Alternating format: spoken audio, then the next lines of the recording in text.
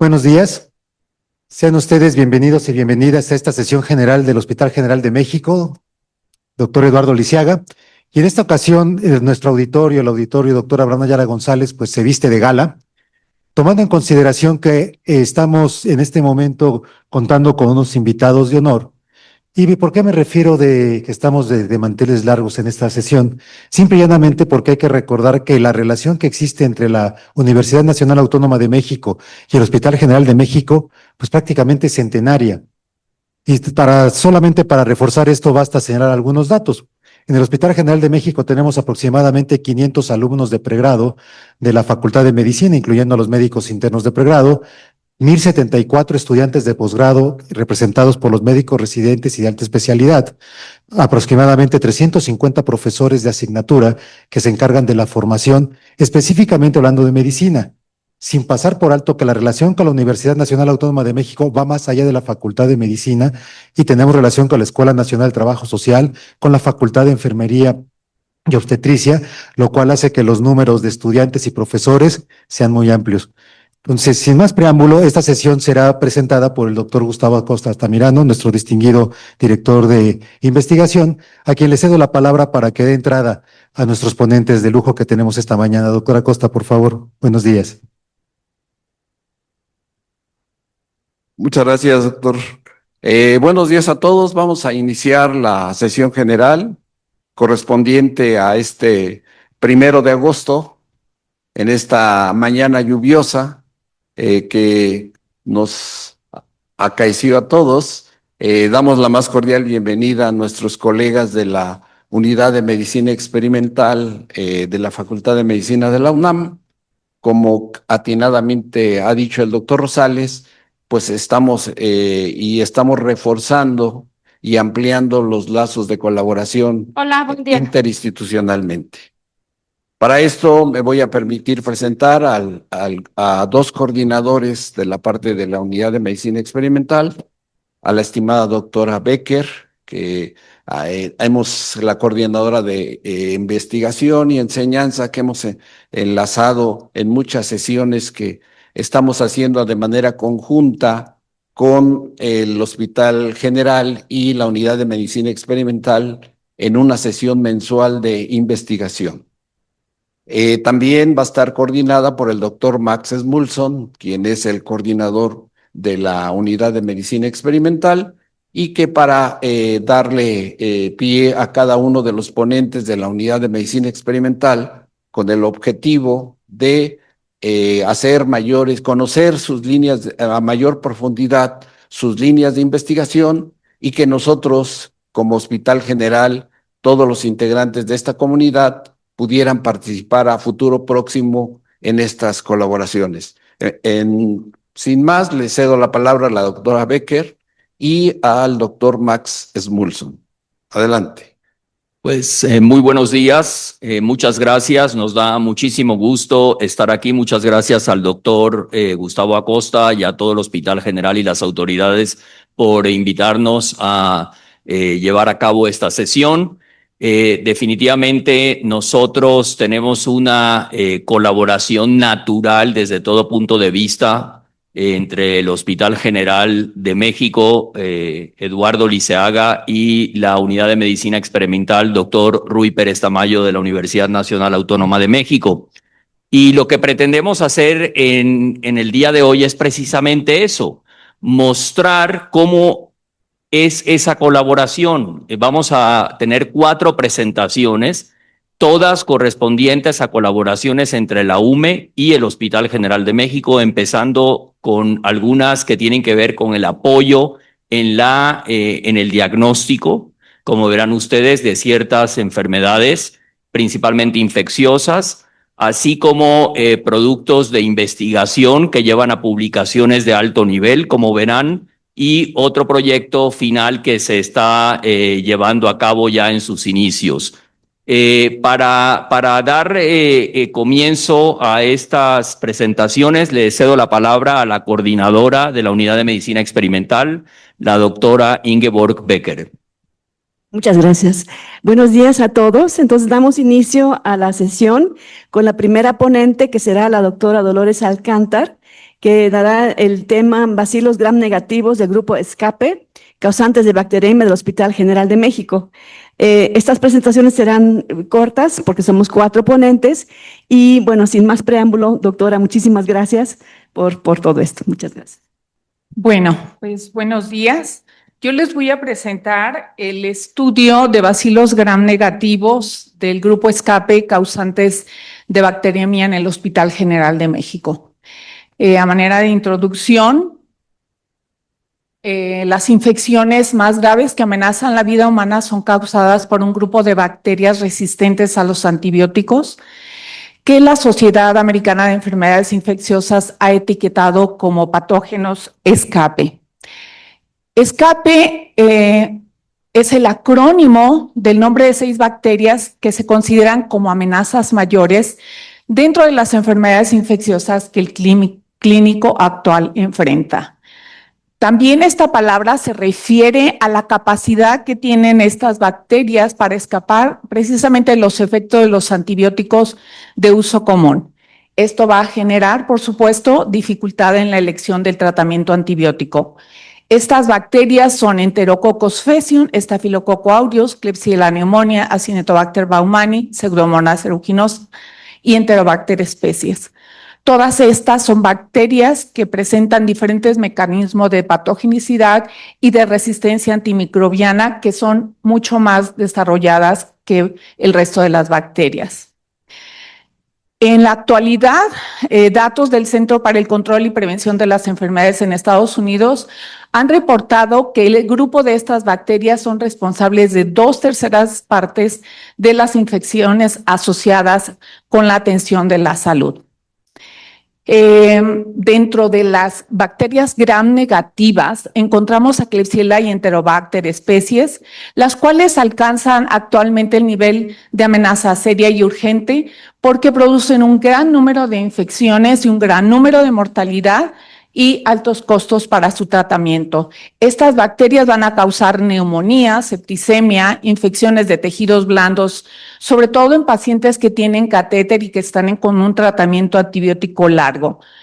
Se ha reportado que las infecciones por estas bacterias que son resistentes a los carbapenémicos van a ser resistentes a la mayoría de los antibióticos y los pacientes que cursan con sepsis por estas bacterias, la mitad de ellos van a morir. Las otras bacterias gram negativas son Acinetobacter y Pseudomonas, las cuales también se clasifican como amenazas urgentes y serias porque también causan un gran número de infecciones, muertes y altos costos para su tratamiento. Característicamente, estas bacterias son capaces de colonizar la piel humana y permanecer por mucho tiempo en el medio ambiente. Causan neumonía, bacteremias, infecciones de heridas quirúrgicas y del tracto urinario, sobre todo en pacientes que se encuentran en unidades de cuidados intensivos. Y en el caso particular de Acinetobacter, esta presenta una capacidad única para poder desarrollar resistencia antibiótica de manera muy rápida. Si nosotros tomamos en consideración las recomendaciones de la Organización Mundial de la Salud, precisamente para el estudio de la resistencia antimicrobiana, estas nos mencionan la necesidad de que mejoremos la vigilancia, la prevención de infecciones, pero también el uso racional de antibióticos, que nos sigamos educando y sensibilizando no solamente al personal de salud, sino también a la población general sobre este problema, de tal manera que todos enfoquemos nuestros esfuerzos en una sola salud, en donde incluye la salud humana, animal y ambiental. Pero lo más importante, y aquí es donde vamos a participar nosotros, en trabajar sobre los datos de resistencia antimicrobiana para ser reportados a nivel mundial. En base a esas recomendaciones hemos desarrollado 2 proyectos de investigación, uno apoyado por la UNAM y el otro apoyado por CONACYT. Pero lo más importante en este caso que quisiera compartirles es la colaboración que hemos desarrollado con el Servicio de Infectología y el Laboratorio de Microbiología de aquí del hospital. Los objetivos de estos proyectos han sido describir la frecuencia de la bacteriemia causada por bacilos gram negativos del grupo Escape, el primero durante la pandemia de COVID-19 en el 2020, Y el segundo proyecto, estudiando a todas las bacterias del grupo escape en 4 hospitales, en el cual incluimos al Hospital General de México. El segundo objetivo fue caracterizar la susceptibilidad antimicrobiana y su perfil genético.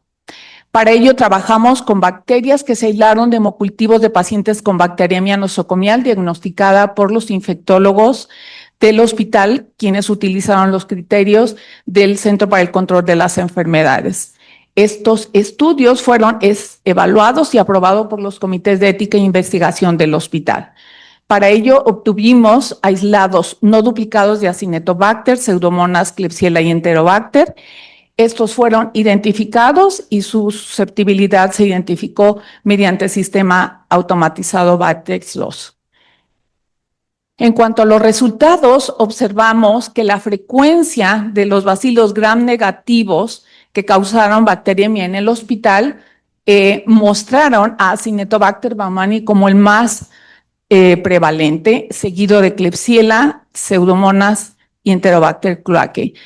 Esta frecuencia permaneció durante los 2 periodos de estudio en estos 2 proyectos. La prevalencia de Acinetobacter en comparación al resto de los gram negativos fue algo diferente observado en este mismo periodo por 2 redes de resistencia, la red INVIFAR y la red PUCRA, quienes han en ese mismo periodo reportado a Klebsiella en primer lugar y a Pseudomonas en otro momento. En cuanto a la distribución de cada una de estas 4 especies bacterianas, observamos que estas se distribuyeron entre 6 a 13 diferentes servicios hospitalarios. Pero esta distribución se mantuvo más o menos similar en los 2 periodos de estudios.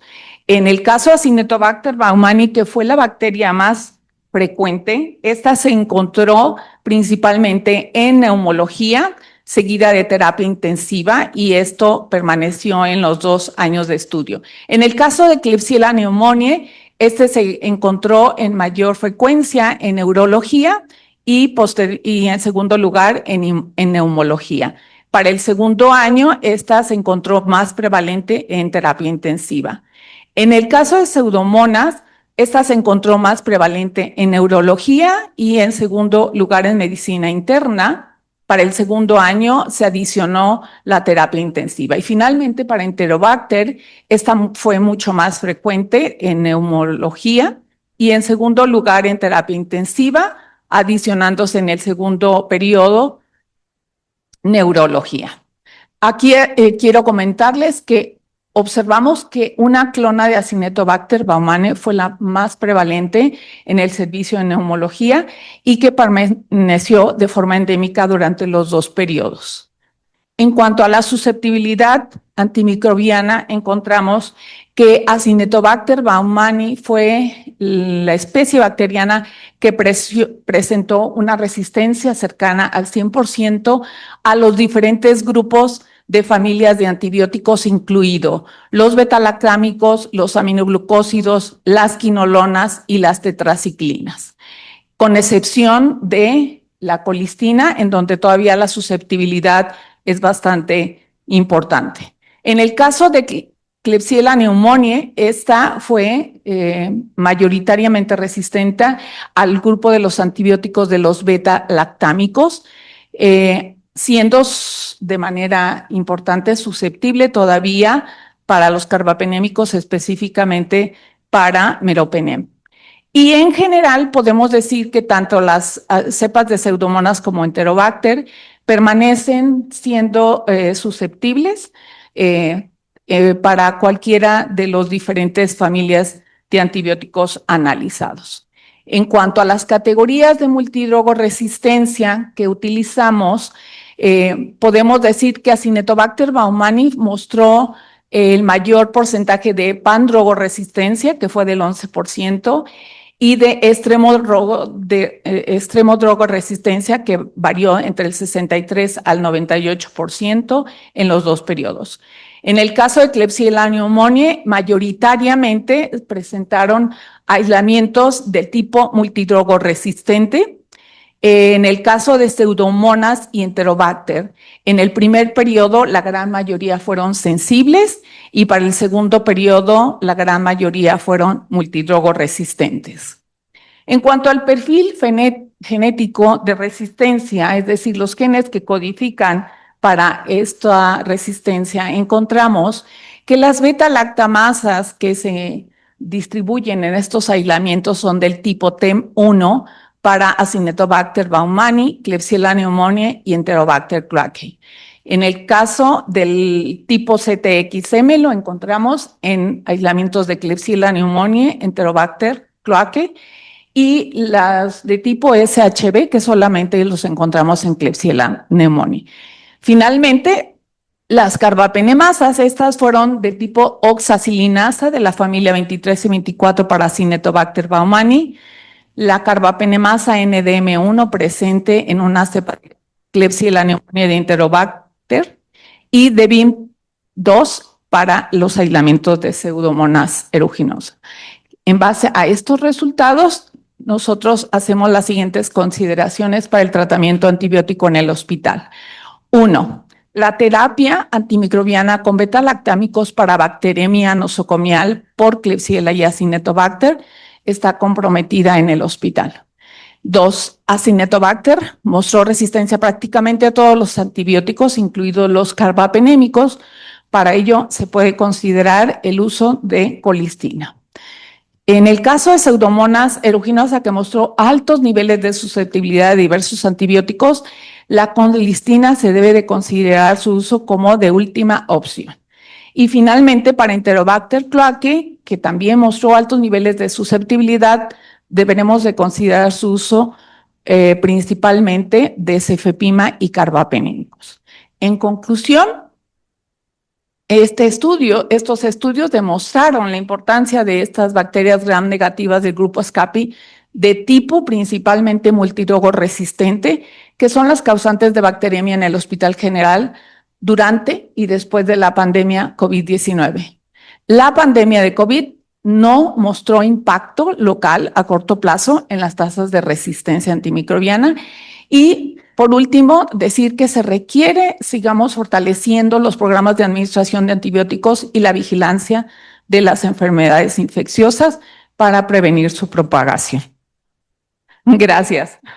Muchas gracias, doctor Alcántar. A continuación, me da mucho gusto presentar a nuestra coordinadora de investigación, una gran investigadora también, la doctora Ingeborg Becker, quien presentará el estudio de mujeres embarazadas y Chagas congénito en el Hospital General de México. Doctora. Muchas gracias.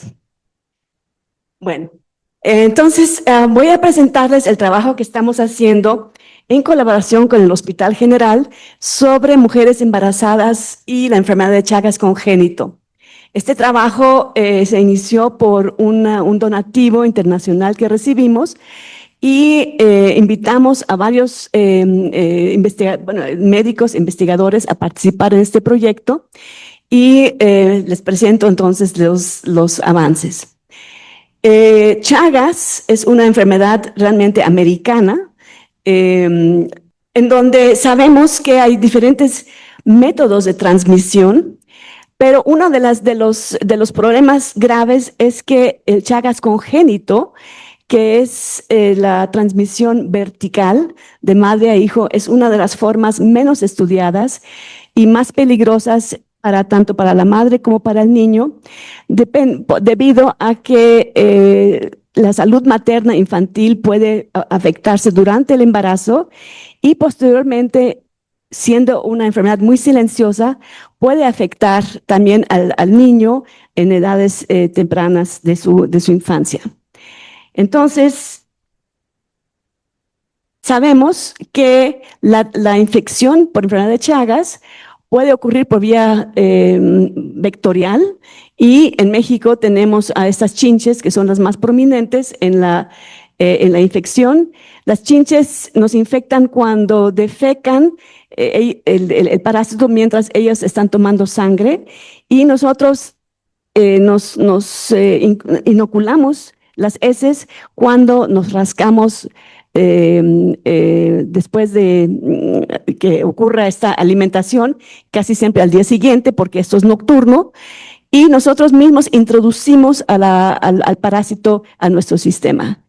Pero otro problema grave de transmisión es por vía de transfusiones o trasplantes. Por eso la importancia en bancos de sangre de estar haciendo el tamizaje de las unidades que servirán para transfusión. La ingesta de alimentos es otra de las vías posibles, pero a mí me interesa ahorita platicar de nuestro proyecto que hicimos, que es la vía conatal.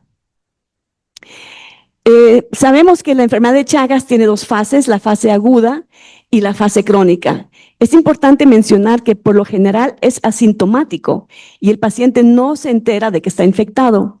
En el 10% tenemos chagoma de inoculación, en donde generalmente ocurre en el párpado, tenemos edema palpebral, y esto ocurre porque la chinche se acerca justamente a esta región que está altamente vascularizada, atraída por el CO2 que expiramos.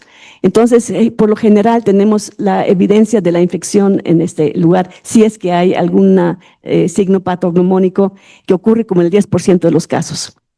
Entonces tenemos una ventana de oportunidad en la fase aguda para detectarlo y tratarlo, y una vez pasando 3-4 meses entramos a la fase crónica, donde empiezan a haber problemas de las visceromegalias, cardiomegalia y dilataciones de esófago y de intestino.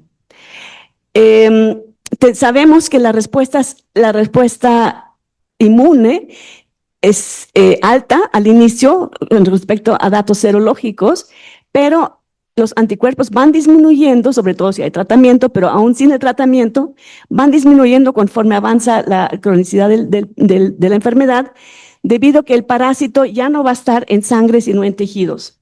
Entonces se hace una enfermedad muy difícil de diagnosticar. Con respecto, entonces, a la prevalencia de Chagas congénito, la Organización Mundial de la Salud ya desde el 2006 ha reportado un aumento de casos. Hay mucha desinformación en parte porque el diagnóstico es muy difícil. Entonces, hay reportes del 2 hasta el 51% en distintas regiones de México y del mundo.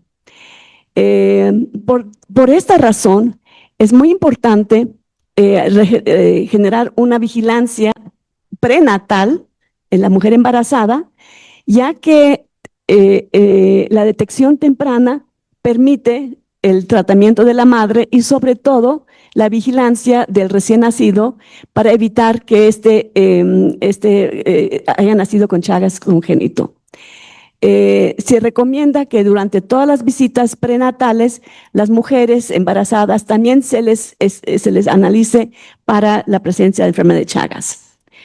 El diagnóstico, generalmente, como les dije, en la fase aguda, puede ser la detección del parásito mismo, en gota gruesa, en extendidos, en microhematocrito, y en la fase más crónica ya podemos detectarlo mediante metodologías serológicas. Entonces se recomienda que la norma oficial mexicana y la OMS misma también recomienda utilizar 2 pruebas serológicas en paralelo que utilizan antígenos o principios distintos, y de ser posible una técnica evidenciando la presencia del parásito. Bien, entonces con estos antecedentes del poco conocimiento del Chagas conatal, nos apoyó el programa de Universidad de Investigación en Migración y Salud en este proyecto, en donde participaron varios servicios del Hospital General, el servicio de ginecobstetricia, el banco de sangre, el servicio de neonatología, el servicio de infectología. Obviamente nosotros estamos participando, y también 3 universidades americanas, la Johns Hopkins, la Universidad de Arizona y la Universidad de San Diego. Nosotros buscando la infección en el Hospital General, y estas universidades participaron principalmente en los migrantes.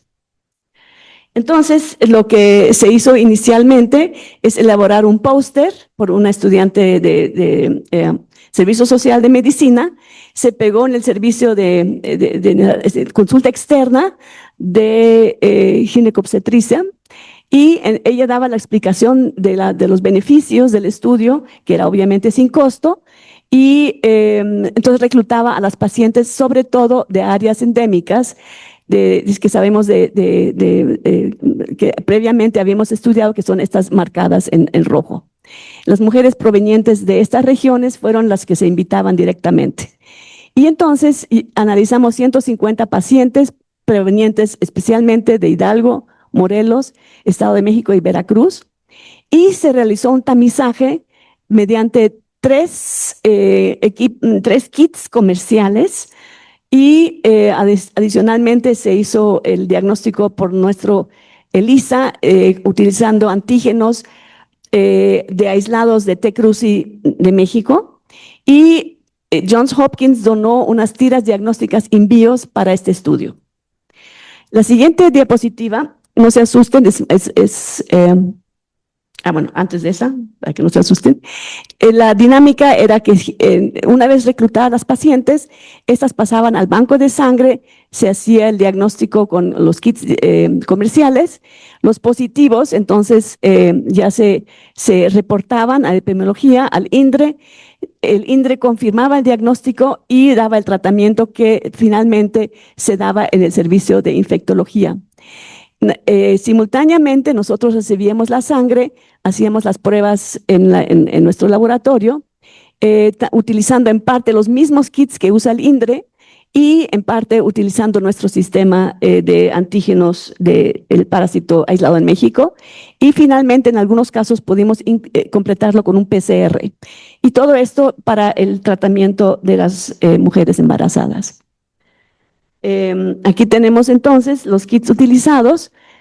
Cabe mencionar que los tres que se usan rutinariamente para el diagnóstico en bancos de sangre están hechos en Argentina con cepas sudamericanas, no son cepas mexicanas. Y lo mismo ocurre con esta tira reactiva del Johns Hopkins. Entonces, con esta herramienta nos hicimos al análisis, y esta es la diapositiva que no quiero que lean el detalle, pero vean lo rojo y lo negro. Aquí en esta hilera hicimos el ELISA con el antígeno crudo del parásito aislado en México. Estos son los pacientes, son de los 22 pacientes que salieron positivos. Esto es una tabla de algunos de ellos. Y vemos que los positivos que encontramos nosotros, si cambiamos el método de diagnóstico a algunos de los kits de Sudamérica, nos sale negativo. Las tiras diagnósticas in vios, algunos de estos coinciden. Sin embargo, Chagas Screen y Chagas Screen Plus no detectan, por lo general, muy poquito. Trabajamos entonces con otro banco de sangre de la raza, igual, el mismo problema, no se detecta.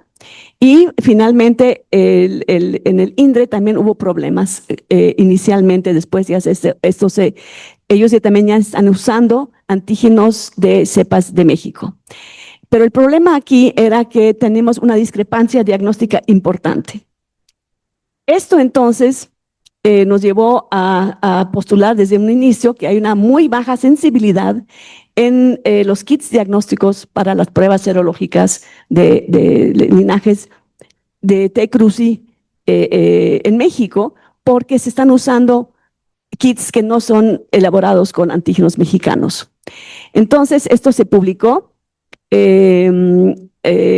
internacionalmente. Este estudio se hizo entonces en una colaboración con todos los componentes.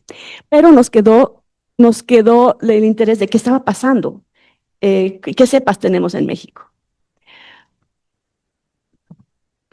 Entonces, uno de los puntos muy importantes a aclarar es que los linajes de Trypanosoma cruzi se dividen. Tenemos la parte norte, tenemos un linaje que se llama TC1, y en el cono sur tenemos TC2. Aquí es donde se están elaborando todos los antígenos para el estudio.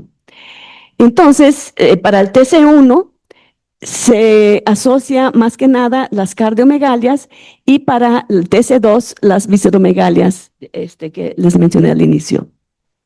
Entonces, para estudiar un poquito qué estaba pasando con esa falta de sensibilidad, obtuvimos todas las cepas mexicanas, en parte fueron donadas por el INDRE, fueron donadas por el Instituto Nacional de Cardiología, y entonces se secuenció una región que es el gen TC24, que ya se había identificado como un gen interesante para una futura vacuna porque era inmunogénico, y analizamos esta región encontrando, si ustedes ven esta línea blanca, aquí tenemos la deleción de una adenina en todos los aislados de México.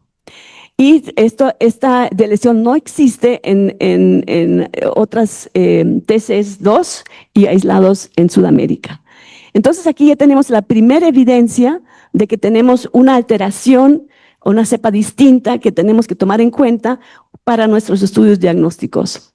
Esto también se publicó y actualmente estamos elaborando entonces péptidos sintéticos tomando en cuenta esta deleción y buscando sitios antigénicamente prominentes para el desarrollo de un kit diagnóstico, pero utilizando cepas mexicanas. Otro de los datos importantes que sacamos del estudio era que las mujeres embarazadas del Hospital General nos llamó la atención la alta prevalencia de diabetes gestacional. Esto es un signo pues, importante debido a dos cosas. Por un lado, esto puede llevar a la diabetes mellitus tipo 2 y sobre todo si combinamos la enfermedad de Chagas y que también puede producir alteraciones pancreáticas, puede infectar a las células beta pancreáticas, el parásito. Entonces, la combinación enfermedad de Chagas en las mujeres y la misma gestación puede favorecer, bueno, causa diabetes gestacional y la conjunción de ambos problemas hace muy susceptible a las mujeres embarazadas para tener o desarrollar una diabetes tipo 2. Entonces, actualmente estamos ya entrando en una segunda fase de este estudio. Estamos ya planeándolo nuevamente con el servicio con banco de sangre, con infectología y con ginecología sobre todo también, para continuar con este estudio y ampliarlo, sobre todo dándole mucho seguimiento también a los niños. Y con este primer estudio se le dio seguimiento, afortunadamente ninguno de los niños que pudimos analizar, lamentablemente no fueron todos, salieron negativos cuando los solicitamos a los 3 años de haber nacido, porque la pandemia interrumpió un poquito este estudio, y los que pudimos analizar han salido negativos, pero no todos vinieron. Y eso es parte de la labor que tenemos que intensificar, de volver a tratar de obtener estos niños que nos donen sangre para ver si no están infectados, porque sus madres sí estaban infectadas. Entonces, como conclusiones, sería mejorar las herramientas diagnósticas. Eso urge para México. Que las mujeres embarazadas deben ser evaluadas, todas ellas, para diabetes gestacional por el riesgo de desarrollar diabetes mellitus tipo 2. Ante la discrepancia de la sensibilidad diagnóstica, se sugiere también incorporar ya el PCR como parte del diagnóstico y obviamente el desarrollo de un PCR tiempo real para poder cuantificar el parásito, sobre todo cuando damos tratamientos en los niños y en las madres. Y bueno, dar los agradecimientos al programa y pues tenemos que del Hospital General, del Servicio de Ginecobstetricia, tenemos el doctor Carlos Briones, la doctora Alejandra Borge Villarreal, Mónica Monzún, infectología el doctor César Rivera, el Banco de Sangre Yadira Bejar, Alejandro Pérez, Heidi Brown, Eyal Oren y Gilbert Mónica Miranda de las universidades de Estados Unidos. Del INDRE participaron Sergio Pastén y Gabriela Maneses. De nuestro laboratorio, Adriana Ruiz Remigio, Celeste, la estudiante, aquí la tenemos, de Servicio Social. Daniel Socani hizo las secuenciaciones Y bueno, agradecemos mucho la participación de todos.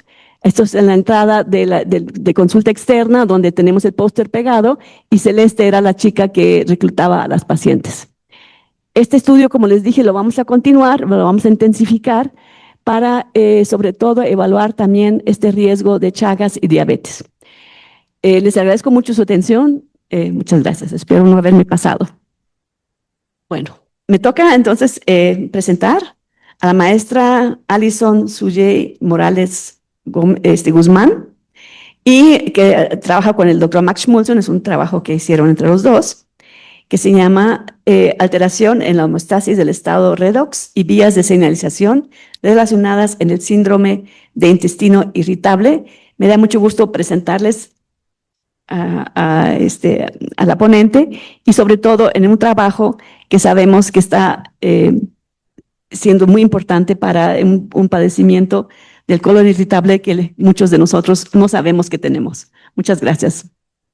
Buenos días, muchas gracias por la presentación.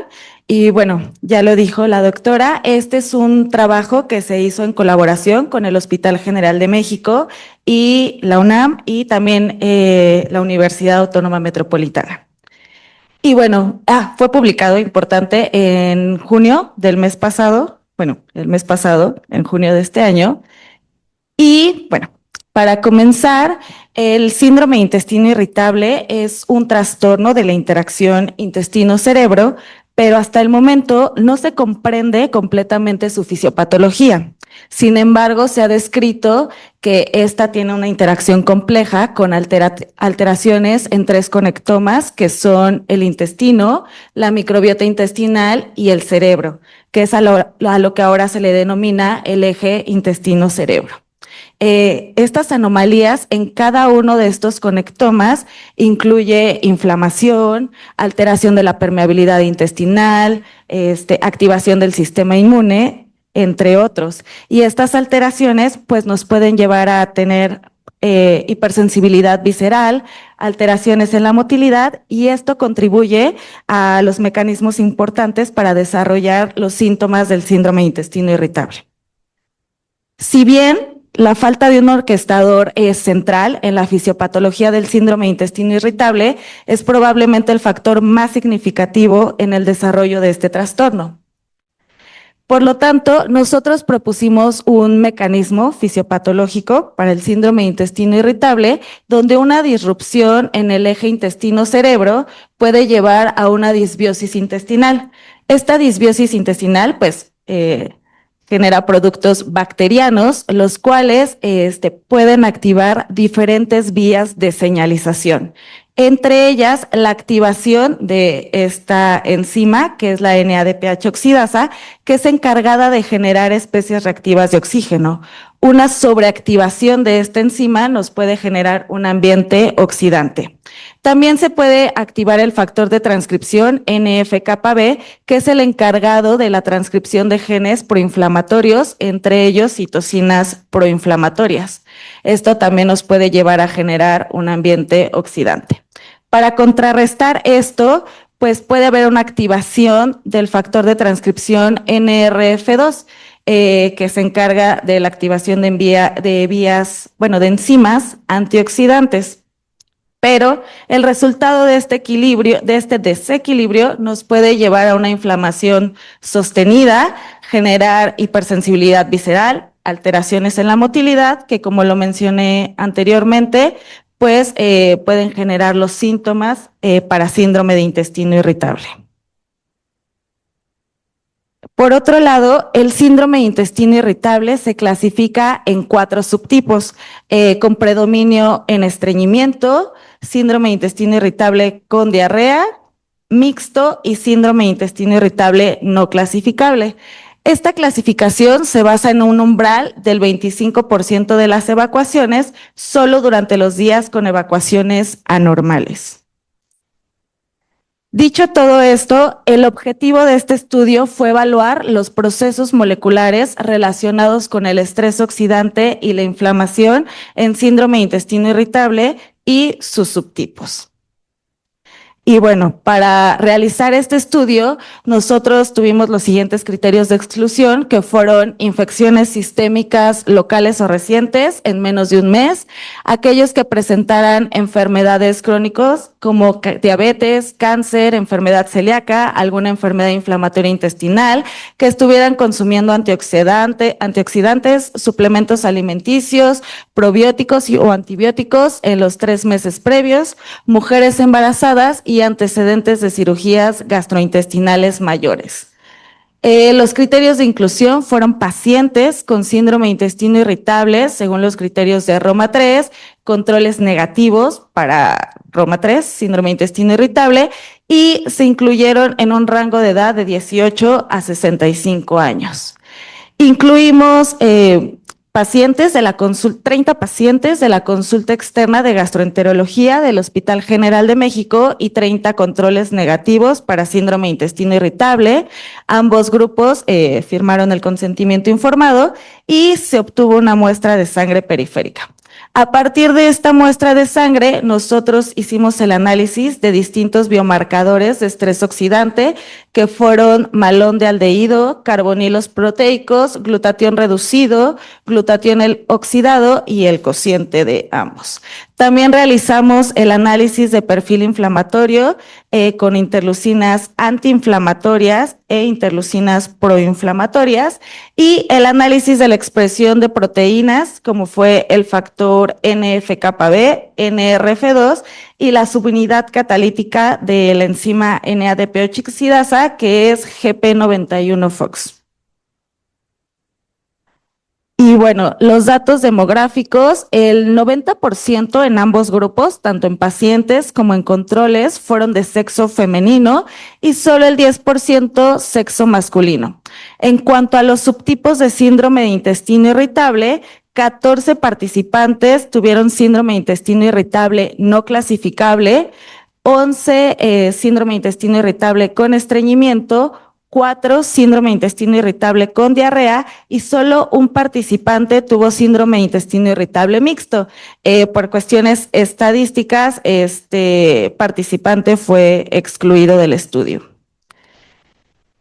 Y bueno, para pasar a los resultados, los biomarcadores de estrés oxidante, en los paneles superiores observamos el glutatión oxidado, glutatión reducido y el cociente de ambos, donde en el grupo de síndrome de intestino irritable el glutatión oxidado está con una mayormente, que es significativo, y el glutatión reducido disminuido y como resultado un cociente significativamente menor. En cuanto a malón de aldehído, también lo observamos mayormente aumentado en los pacientes con síndrome de intestino irritable. En cuanto a carbonilos proteicos, no observamos alguna diferencia significativa. En el perfil inflamatorio, en los paneles A y B, observamos las interleucinas antiinflamatorias, las cuales están disminuidas en el grupo de síndrome de intestino irritable. Y en los paneles inferiores tenemos las interleucinas proinflamatorias, ambas aumentadas en el grupo de síndrome de intestino irritable en comparación con los controles. Nosotros también realizamos el análisis de estas interleucinas en los diferentes subtipos de síndrome de intestino irritable. Sin embargo, solo encontramos una diferencia en TNF-alfa, donde entre síndrome de intestino irritable con estreñimiento y síndrome de intestino irritable con diarrea, con mayor prevalencia en síndrome de intestino irritable con diarrea. Estos resultados, fue donde empezamos a sugerir que los subtipos de síndrome de intestino irritable pueden estarse manejando distinto, tener un mecanismo fisiopatológico distinto. Por lo tanto, decidimos realizar una correlación entre los distintos biomarcadores de estrés oxidante y las interleucinas. Y en síndrome de intestino irritable con estreñimiento, nosotros encontramos dos correlaciones positivas, una entre interleucina 4 y malón de aldehído y otra entre interleucina 10 y TNF-alfa. Esto nos llevó a sugerir que en síndrome de intestino irritable con estreñimiento puede haber una interacción entre estas interleucinas proinflamatorias y antiinflamatorias. En síndrome de intestino irritable con diarrea encontramos solo una correlación positiva entre interleucina 4 y glutatión reducido. Y esto nos lleva a sugerir que en este subtipo hay una interacción entre mecanismos antioxidantes e interleucinas antiinflamatorias. Sin embargo, en nuestro subtipo más prevalente, que fue el síndrome de intestino irritable no clasificable, no observamos ninguna correlación entre el estrés oxidante y las interleucinas. Por lo tanto, pues estos hallazgos nos sugieren que la inflamación de bajo grado y el estrés oxidante sí se expresan de forma diferente según el subtipo de síndrome de intestino irritable. Para abundar más en estos mecanismos de estado redox e inflamatorios, nosotros por medio de Western Blot analizamos la expresión del factor de transcripción NF-κB, donde pues lo encontramos mayormente expresado en el grupo de síndrome de intestino irritable. También analizamos al factor de transcripción NRF2, que es el encargado de la transcripción de enzimas antioxidantes, y lo encontramos en menor expresión en nuestro grupo de síndrome de intestino irritable. Finalmente, analizamos a la subunidad catalítica GP91 y esta también la encontramos mayormente expresada en nuestro grupo de síndrome de intestino irritable. Y bueno, para concluir con esto, la enzima NADPH oxidasa pues participa en la activación inmune y en el aumento de especies reactivas de oxígeno, generando estrés oxidante en síndrome de intestino irritable. La señalización celular activa por el factor NF-κB, que es el que induce la transcripción de genes proinflamatorios, principalmente en nuestro estudio las interleucinas proinflamatorias. Existe una desregulación entre los factores NF-κB y NRF2 que aumenta la susceptibilidad a inflamación y daño oxidante. También existe una interconexión entre el estrés oxidante e inflamación y ambos pueden estar contribuyendo al desarrollo de síntomas clínicos en el síndrome de intestino irritable y es importante que estos mecanismos son interdependientes y sinérgicos y no actúan de forma aislada en este trastorno. Gracias. Muchas gracias, maestra Guzmán Morales. Ahora presento al doctor Jaime Berumen, quien él va a presentar un estudio que está comenzando, que es un atlas de genotipificación y expresión génica en diversos tejidos de México. Doctor Berumen. Hola. Bueno, pues gracias a Max por invitarme a esta sesión. Este proyecto, pues estamos empezándolo. Lo acaba de aprobar el hospital hace un par de meses, la Facultad de Medicina hace un mes, y ayer el CONACYT nos aprobó un donativo importante para desarrollar el proyecto. Entonces prácticamente es la parte introductoria la que voy a presentar. ¿Por qué es importante este proyecto? El objetivo principal es crear un reservorio de tejidos, ácidos nucleicos, DNA, RNA, proteínas, metabolitos, datos histológicos y datos genómicos en población mexicana. Pues porque no existe esta información en México. Tenemos una base de datos grande del genoma humano en México, pero no sabemos nada de la expresión genética ni de la proteoma que vamos a ver. Entonces hay un proyecto internacional que se llama el GTX, que es la genotipificación y expresión genética en Estados Unidos. Y justamente en este estudio, pues aparte de genotipificar el genoma, el DNA, pues está constituida en el DNA, pues también secuenciaron el RNA, donde uno pueda ver la expresión génica. Y obviamente también tienen datos de todo el proteoma, el metiloma y todos los somas que son importantes, de más de 40 tejidos del cuerpo humano, ¿no? Normalmente en los estudios del genoma humano se toma una muestra de sangre y ahí se hace la genotipificación del genoma, pero no se sabe nada en relación a los tejidos, cómo funcionan los genes en cada uno de los tejidos. Entonces, como ustedes saben, los genes están en el genoma, pero en realidad los que hacen el trabajo en las células son las proteínas. Y la información que obtenemos cuando secuenciamos el genoma, pues no nos dice exactamente cómo una mutación se traduce en la actividad de una proteína. Entonces, y hay un intermediario que es el RNA mensajero, que es el transcriptoma. Entonces tenemos el genoma, el transcriptoma, el proteoma, y así tenemos muchas ómicas: genoma, proteoma, transcriptoma, metiloma, metaboloma, fenoma, y cada patología tiene su oma. Las ciencias ómicas han crecido y justamente todo este conjunto de información es importante para darle una utilidad a la información genética. Claro, la información genética está relacionada con todo esto, pero no es completamente directo. La sorpresa que en el proyecto internacional del GTX, que se desarrolló por el Broad Institute, pues la población hispánica o latina, ahí estamos los mexicanos, es solamente el 1.9%. Ellos tienen alrededor de un estudio en 800 cadáveres, pero no estamos representados los mexicanos y los latinos, y la diferencia en las poblaciones es alrededor del 10% en el genoma. Sí, la diferencia entre los individuos anda alrededor del 0.1%, que parece poco, pero pues es lo suficiente para que seamos diferentes.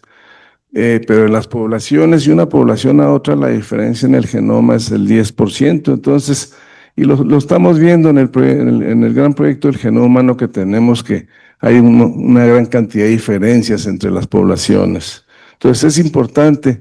Digo, inicialmente uno explora el GTX de Estados Unidos, pero no resuelve completamente porque no estamos representados aquí. En general son poblaciones europeas.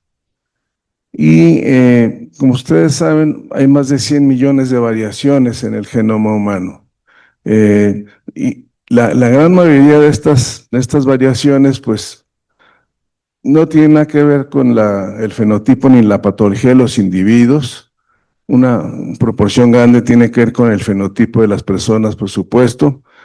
Una proporción pues, pequeña tiene que ver con mutaciones asociadas a enfermedades mendelianas o genéticas de aparición temprana en la vida de los individuos, y la gran mayoría de las mutaciones o variaciones genéticas asociadas a la patología humana son estas variaciones que son latentes, que no se manifiestan temprano en la vida de los individuos, pero en el transcurso del tiempo pueden tener un efecto en la enfermedad.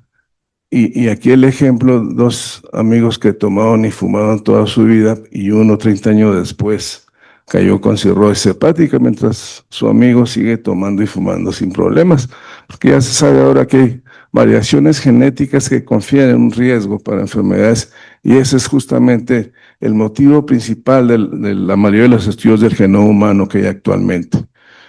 Pero también la gran mayoría de los estudios del genoma humano, pues no estamos representados las poblaciones de América Latina y México. Por eso nosotros hicimos este estudio prospectivo de la Ciudad de México, de la Ciudad de México, que se inició hace 25 años. Lo iniciaron 3 epidemiólogos: el doctor Roberto Tapia, Pablo Curi y Jesús Alegre, y han seguido por 25 años a los individuos cómo se han enfermado o muerto. Y hace 5 años secuenciamos el genoma, el exoma completo de los 140,000 individuos, el genoma completo de 10,000 individuos y la genotipificación de todos ellos. Entonces es un proyecto que está dando una gran cantidad de información. y que es el tercer proyecto más grande de todo el mundo y el proyecto más grande de Latinoamérica. Entonces, hace 2 años sacamos esta publicación en la revista Nature con la genotipificación, secuenciación y análisis de 140,000 adultos de la Ciudad de México.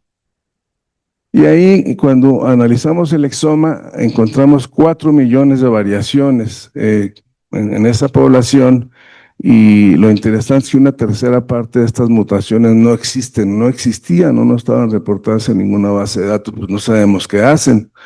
Y más de la mitad de estas, como 2/3 partes, no existen en la base de datos de ClinVar, que es donde están las mutaciones asociadas a patología humana, genética. Entonces, claro, ahora las mutaciones se conoce la frecuencia, y cuando uno encuentra una mutación de esas, uno le puede dar un valor a la enfermedad.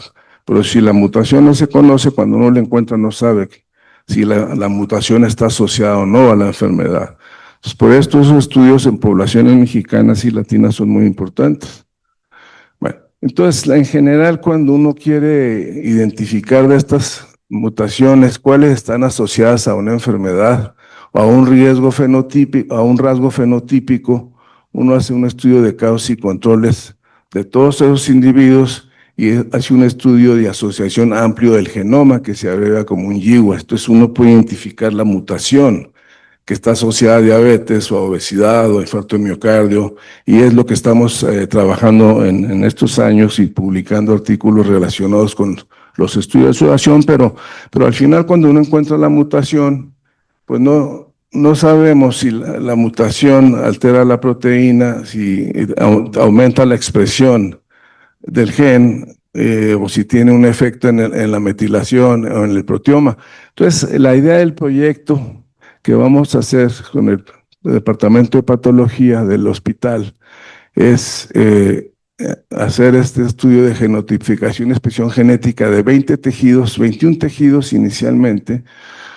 Vamos a secuenciar el genoma en la sangre de 200 individuos, pero pues, obviamente como vamos a explorar 21 tejidos, son más de 4,000 tejidos donde vamos a secuenciar el RNA mensajero y todo el RNA de las células de cada uno de estos órganos que están aquí. Entonces se va a tomar una biopsia en los cadáveres cuyos familiares acepten entrar al estudio. Se secuencia el RNA mensajero todo el RNA, de la célula, y vamos a correlacionar las mutaciones encontradas en el genoma pues con los niveles de expresión genética, los splicing, que es la relación que hay entre los exones que vienen del genoma, y posteriormente en un segundo tiempo vamos a estudiar la metilación en el DNA, el proteoma y el metaboloma. En el estudio prospectivo de la Ciudad de México que les mencioné, también tenemos el metiloma, que tenemos 300 metabolitos de cada individuo estudiados. Entonces, es un proyecto que estamos por empezar. Inicialmente hicimos un esfuerzo con el forense los servicios médicos forenses de la Ciudad de México en el 2023. Y la verdad, pues fue muy difícil obtener buena calidad, de RNAs de buena calidad, porque los cadáveres cuando llegan al forense ya tienen 8 horas, 10 horas, 15, 20 horas, porque mientras los trámites del Ministerio Público y los cadáveres que no son reclamados son los que hicimos un piloto, pero muy degradados los RNAs y vimos que no íbamos a poder hacerlo. Y ya por eso. Claro, en ese tiempo el hospital tenía suspendidas las autopsias y no pensamos en ello. Pero ahora, como el hospital reinició las autopsias después del COVID, convencí a la doctora Ana Alfaro, que fue mi estudiante de doctorado y está muy interesada también en el proyecto. Y la verdad es justamente un ejemplo cómo un proyecto puede ser muy importante en un centro de investigación pegado o dentro del hospital, porque los cadáveres sucede el evento y uno puede tener las muestras muy rápidamente. Y obviamente cuando yo fui jefe aquí de la unidad de medicina genómica, pues hicimos mucho trabajo de eso y los RNAs se obtienen de muy buena calidad que se requiere para este proyecto. Pues este es el equipo de la unidad de medicina experimental. El proyecto realmente está liderado por la doctora Paulina Vaca, que por aquí anda. me lo prometió y fue quien escribió el proyecto y lo metimos a CONACYT y ayer salimos en la lista con la aprobación del proyecto. El equipo del Hospital General liderado por la doctora Ana Alfaro, no sé si vino, Anita Alfaro. También la secuenciación la vamos a hacer en la Universidad de Vanderbilt con Pipe Velo, porque aquí la secuenciación del RNA cuesta así y allá nos cuesta 100 veces menos. Pues allá se hacen 10,000 secuencias diarias. También para participar en el análisis CARI-NORD, Jason Torres de la Universidad y John Emerson de la Universidad de Oxford. Muchas gracias.